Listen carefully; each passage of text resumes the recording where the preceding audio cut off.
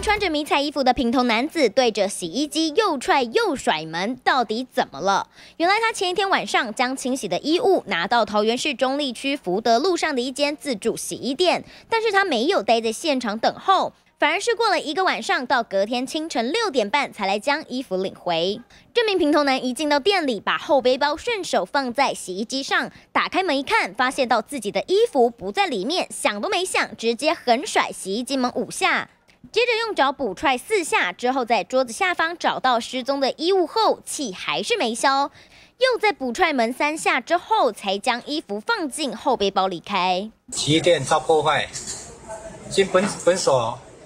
调阅监视器以后，发现有1名男子涉嫌重大，正积极查缉中。老板相当无奈，因为洗衣机的门没有办法修，想关也关不起来，整个换掉又要花上万多块。开店4年来，第一次遇到这种脾气差又 EQ 低的客人，自己找不到衣服就拿洗衣机出气，实在是相当恶劣，决定将影片 PO 上网并报警处理，彻底追查这名男子。记者黄楚华、林指挥桃园采访报道。